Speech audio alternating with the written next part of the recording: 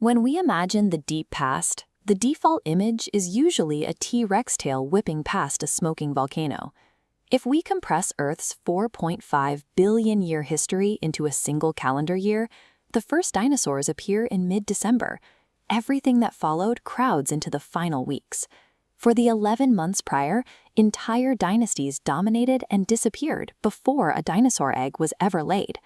This era was a complete history of its own, defined by strange biological experiments and specialized predators unlike anything alive today.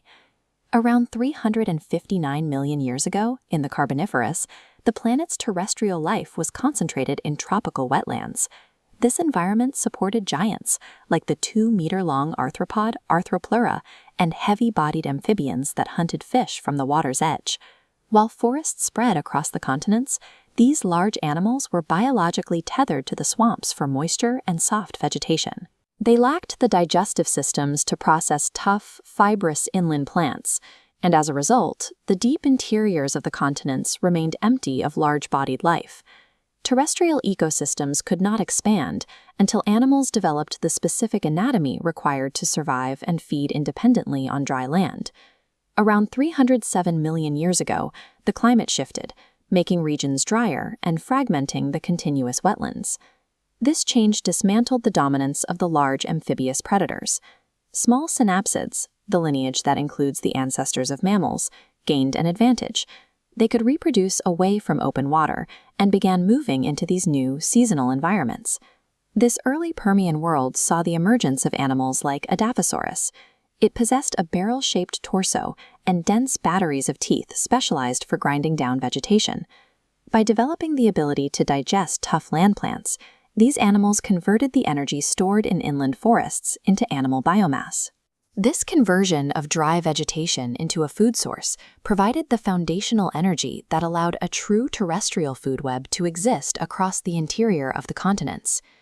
Because plants were now supporting large-bodied herbivores, the land could finally support a new generation of massive, specialized predators. Dimetrodon was a prominent member of the synapsid branch.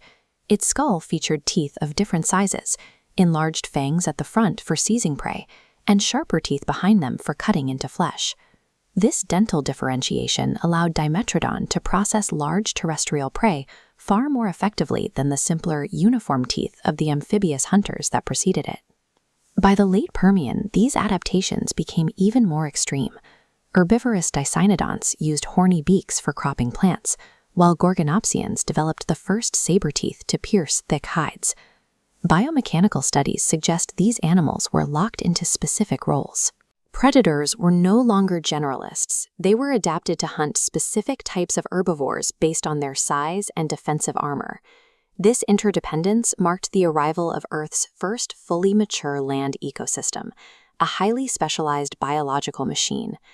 That machine collapsed 252 million years ago during the end Permian extinction. Massive volcanic activity triggered rapid warming, which shattered the specialized food webs that had taken millions of years to build. The survivors were animals like Lystrosaurus. These stocky, unspecialized dicynodonts survived by digging burrows to escape the heat and drought of the early Triassic.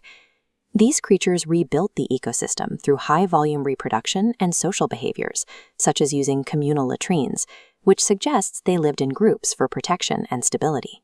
In this era of catastrophic climate instability, the ability to adapt to changing conditions proved more valuable than the specialized weapons of the previous apex rulers. By the time the first true dinosaurs appeared around 233 million years ago, they entered a world that was already crowded and highly competitive. The early dinosaurs were relatively small.